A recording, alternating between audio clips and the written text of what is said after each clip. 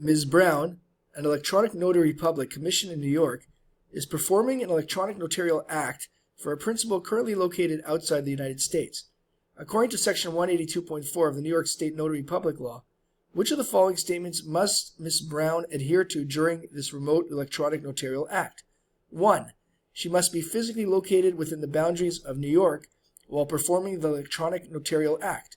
2. She must verify through the principal's verbal confirmation that the record relates to a matter within U.S. jurisdiction or involves property located in the U.S. 3. She must use only vendors or providers who comply with the standards set forth in Section 182.4.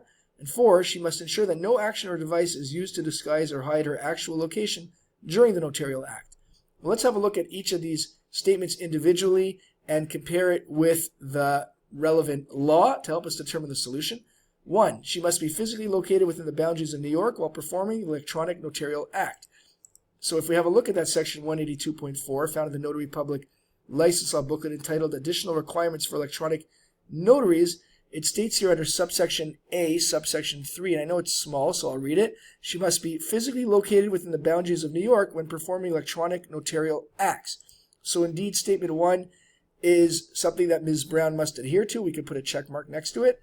2. She must verify through the principal's verbal confirmation that the record relates to a matter within U.S. jurisdiction or involves property located in the U.S. Again, if we have a look at 182.4, this time subsection 9, it states, if the principal is located outside of the United States, verify through verbal confirmation made by the principal in the course of the recorded electronic notarial act that the record or subject of the notarial act is to be filed with or relates to a matter before a public official or court, governmental entity, or other entity subject to the jurisdiction of the United States, or involves property located in the territorial jurisdiction of the United States, or involves a transaction substantially connected with the United States. So indeed, statement 2 is something that Ms. Brown must adhere to. We can put a check mark next to it. 3. She must use only vendors or providers who comply with the standards set forth in Section 182.4. Again, looking back at 182.4, under subsection A, subsection 2, she must use only those vendors or providers who comply with the standards outlined in this part and any communication or reporting related to those standards as required by the Secretary of State. So once again, statement 3 is something she must adhere to, and we can put a check mark next to it. And finally, 4, she must ensure that no action or device is used to disguise or hide her actual location during the notarial act. Once again, back to 182.4, under subsection A, subsection 4, use a network that permits location detection when performing an electronic notarial act, meaning that no action, process, or device shall be used to disguise or hide the actual location from which the electronic notary is performing the electronic notarial act, etc. So indeed, statement 4 is something she must adhere to as well. We can put a check mark next to that. With all this in mind, let's have a look at our 4 choices to determine the solution.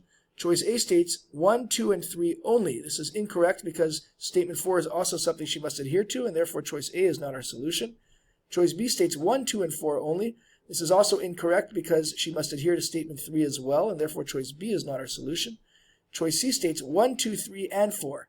Well, this is the correct solution based on having check marks next to all 4 statements as statements she must adhere to. But let's have a look at choice D just to be in the habit of looking at all 4 choices. Choice D states 2 and 3 only. This is incorrect because she must also adhere to statements 1 and 4, and therefore choice D is not our solution, which indeed leaves choice C, 1, 2, 3, and 4 as the correct solution.